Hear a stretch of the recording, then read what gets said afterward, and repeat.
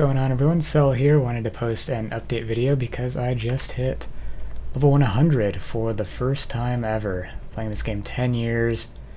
Never really got so into it as I have been the past couple weeks, surprisingly enough, even though I've played a ridiculous amount over those 10 years, sporadically, but here we are, first level 100 ever, and definitely not on the type of build I thought it would be. This is clearly a glass cannon build if you're familiar with Deadeye as a class. It's got basically nothing for defense, the way most people tend to build it. I guess technically you have Wind Ward, but yeah, most people would just go for damage, and speed, pretty much. So, very clear speed oriented. Last league I did a lot of uber bossing and did the infinite sextant harvest strategy with a trapper and built an uber bosser and did like 200 plus uber bosses. This time around I wanted to focus on more of a clear speed strategy and eventually farm some Mageblood Apothecary cards, and yeah, that is now in the plans. I wanted to get to the max level I thought I could reasonably get to before I started doing so, just to maximize character power and all that, and I am now at that point, level 100. I always thought I didn't like glass cannon builds, and kind of don't to an extent unless you lean far enough into it. I have just enough defense not to get one shot anytime something looks at me funny, but still mostly damage oriented. And I've mostly been running maps white. My strategy was kind of a scour and go boss rush type deal. Hence why I was running Castle Ruins. I am using non-wandering path, so I'm not ping-ponging between maps. I'm just running pretty much anything. You do sustain maps with this, just not the two that you want to focus on necessarily, which is fine because the main reason to focus on particular maps is map-specific drops or layout, and I was still able to comfortably run enough good layouts that I didn't feel like that was a hindrance, and I'm not after any map-specific drops right now, like divination cards, because I'm not doing maps with substantial enough quantity for that to be an actual benefit. And the reason I'm doing this is because, like I mentioned, I'm going for an apothecary farming setup later down the line, and I wanted to gather supplies while I'm trying to equip myself for that. So, doing Exarch mostly as a result of going after Omniscience. I'm up to, I think, 47 Exarch kills, and no Omniscience so far. I do have a few dozen kills in previous leagues as well, and have not gotten anything from that either, so I'm officially dry on the supposed drop rate of about 1 in 50, and I've got these 4 attempts left that'll put me at 51, and I'll be dry within the context of the league as well. I don't have high hopes for the last 4 invitations, but who knows. Apart from that, the main thing Exarch altars offer is general mapping type currency, so a lot of chaos, mostly from Exarch. 2,400 chisels, that's quite a bit. 300 orbs of unmaking, 793 awakened sextants. Apparently there are less than 40 sextants to a divine right now, so this is theoretically like 20 plus divines.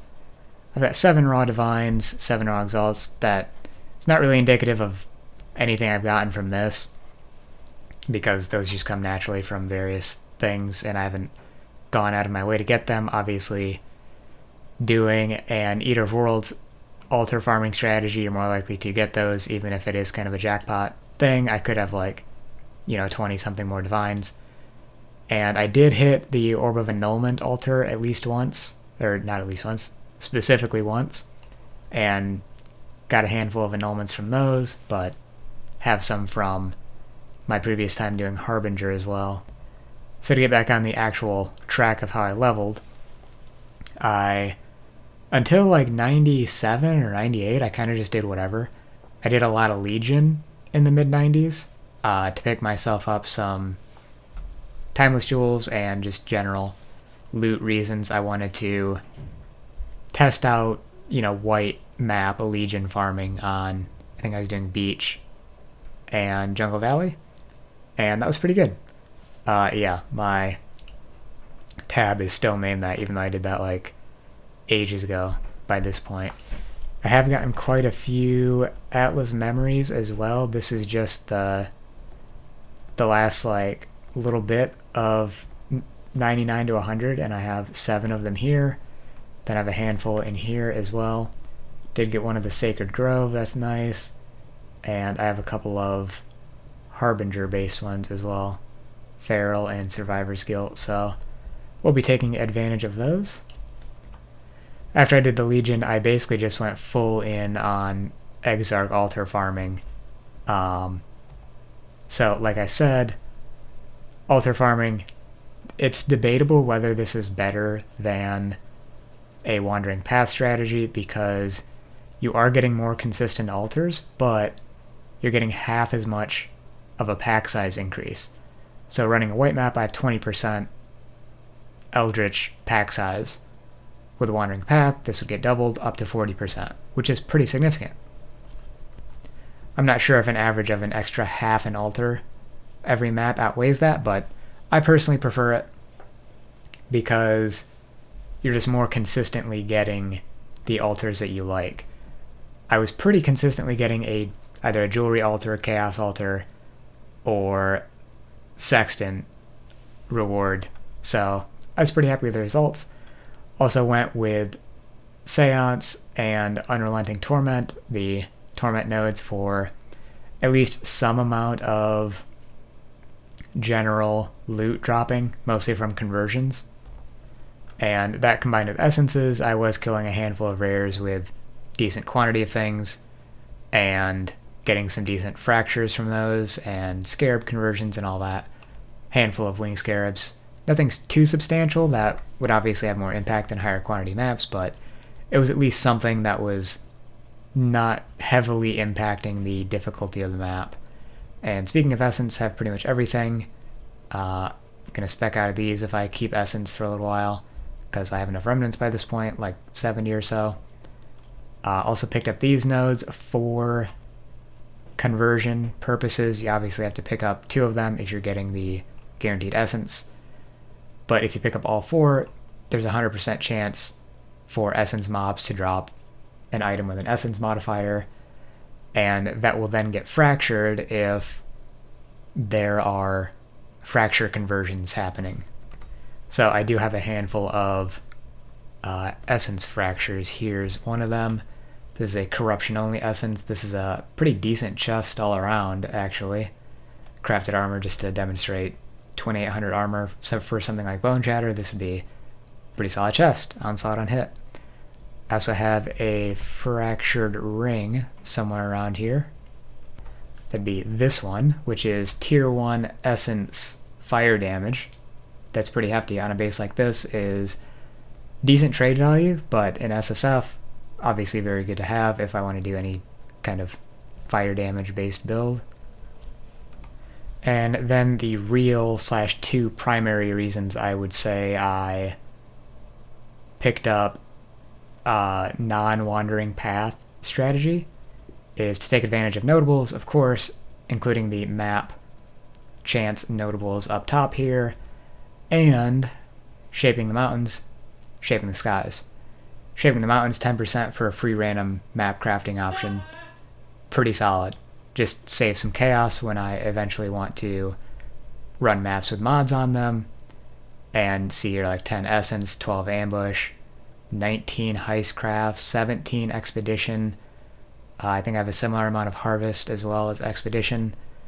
So yeah, those are just great to save chaos on going forward, especially because I will be using all of these sextants and itemizing them in compasses. So that's basically going to cost me 1 chaos per sextant that I actually want to keep. It won't be all of them, but it will be a significant amount, so I'm going to cut out a significant portion of the chaos I actually have. So we'll be filling up this tab of sextants for future mapping. basically just spec into Enduring Influence and then spec out of it afterwards. And then back to Shaping the Skies, that's where all these special map crafting options come from, like Improved Labyrinth Trial. I have 11 crafts of that, 7 Breachstone Bargain, 5 Enriched, 10 Pure. One of these is from Betrayal, but the rest are from this. I have some Alluring Vol side areas, 8 of those, 4 Corrupting Tempest. This one seems pretty rare. I've been getting lucky in not getting these. And opposite of that, I've been getting extremely lucky, I feel, on Monstrous Treasure, because I have 12 of them.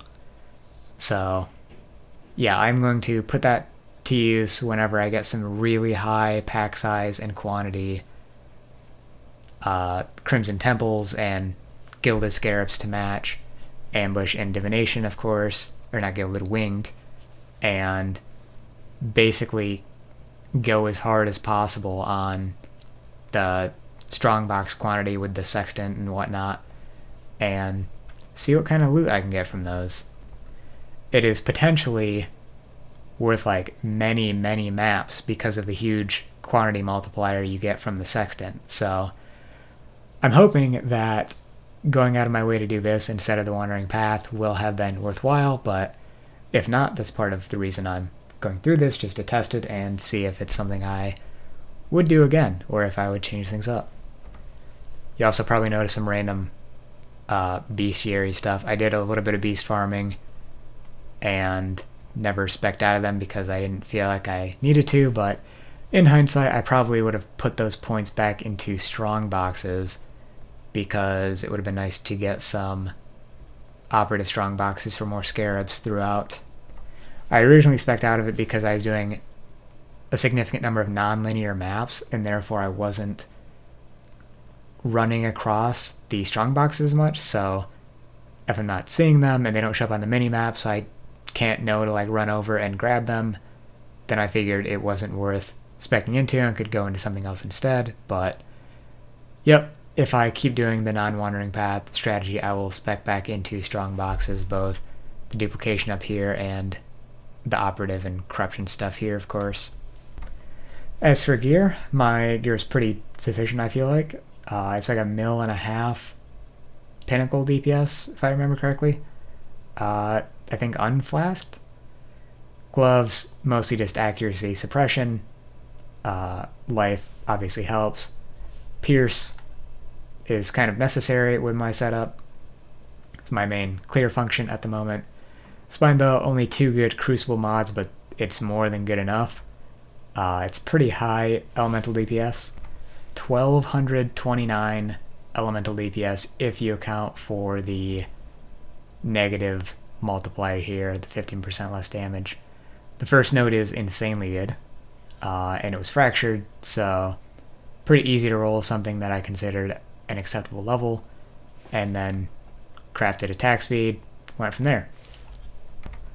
This was my previous bow, which wasn't that much worse, but yeah, I was looking for an upgrade for a while, and before I started doing the full-on boss rushing strategy, I was doing Crucible on a lot of bows, had this tab going over here, and just looking for upgrades in general. I do have another bow somewhere or other. This one here. Yeah, Omni tab, of course. Decent damage on the front, crit chance, dexterity, intelligence, and energy leech. Don't think I want to use it though, because it doesn't have attack speed, and I'm going to be way too used to the insanely juiced attack speed going on here. So yeah, I think I'm kind of stuck with this one for a while, and I may look for an upgrade in the future, but this one's more than good enough for my purposes right now, at least. Picked up a Death Rush at like level 98. Random drop, of course. Very solid. Just overall some Chaos Res. The Adrenaline is really nice. Clear speed focus build, so it's up as much as it matters, really. Life gain on kill can be nice as well. And yeah, more damage, more speed. Nothing more to say about that. Little bit of Fizz taken as Chaos on the helmet, just up with physical damage. Some Fizz taken as Cold on the body armor, same deal. I am capped Chaos damage when my flask is up. Otherwise, body armor, nothing much to write home about. Same with pretty much everything, really. Outside of that, the ring is pretty solid in terms of res, but nothing too much there. Stats, crit multi-life on the amulet, Vengeance Cascade, Anoint of course. Bow, or Quiver, nothing special. I didn't know this was a mod for Quiver until I started looking around at the crafting options. Moving while bleeding doesn't cause you to take extra damage. Talked about this in my last video, but allows me to drop this for Burning Ground immunity. So between Purity of Elements and Burning Ground immunity and the fact that I deal mostly cold and lightning damage, well, I think I deal mostly fire and lightning damage, but some cold, still mostly lightning. I'm kind of immune to a lot of the various Exarch altar mods, which is very nice. Makes the whole process a lot more comfortable. I am using a Divine Blessing haste setup. No alternate quality on inspiration, but if I drink my flask with 25% reduced cost of skills, I have enough to use haste. Costs a little bit of life as well because of the life mastery. Skills cost 30% of life instead of mana. And a little bit more cost reduction here and there as well. Have one here on my Corrupted Blood Jewel too. And that's enough to push the cost down to fit in a blessing. So, very satisfied with that. Oh, I did find throughout this character 4 cards of the Garish Power, which is the one for a random unique jewel. I had 3, did a little bit of farming for the map to see if I could get the last one. Got bored of it, moved on. I'm like, I don't need jewels, unique jewels. And then I went and finished off a set just randomly. I think it was a conversion mob that got me the last one, and I picked up an Ancestral Vision. So modifiers to chance to suppress spell damage also apply to chance to avoid elemental ailments, 50% of their value. So between these notes here and this with spell suppression capped, I really just need like boots or a little bit of overcapped spell suppression to get full ailment immunity. And so that is something I will be looking into fitting into the build, probably once I do any big switching around of things. If I drop creative elements right now, I'm pretty undercapped, so I was kind of holding out for Omniscience, but maybe I won't last that long. And yeah, I might end up also trying a Calm Spirit glove setup for for Rage and Berserk as well, to see how much uptime I can get on that. Probably something I should have looked into, 2 levels ago, but better late than never. And I was comfortable with the speed that I had, especially after the Death Rush. So yeah, that's pretty much it as far as how I leveled and the plans. From there, also have a ton of Guardian Conqueror maps. Well, okay, not a ton, but a handful of kills for each boss, so I may end up doing a bit of bossing as well. Hitting 100 and knowing, I can't/won't go any further in terms of XP progress, I am definitely more ready to tackle some of this riskier content and see what I get up to from there. Still going to try for Omni for a little bit. If I get bored, I'll probably still do Exarch altars, but not do a strictly boss rush strategy. Still hoping for Omni at some point. Collecting supplies and whatnot. Getting more Scarabs. Don't have a lot of winged right now, so I'm looking into doing some betrayal missions for that. And really just moving on from there. I suppose working towards the Apothecary farm. And I'll have more videos about that coming alongside other stuff in the near future. So if you want to see more of that, feel free to give it a like, comment, and subscribe. And thanks for watching. I'll see you next time. Peace.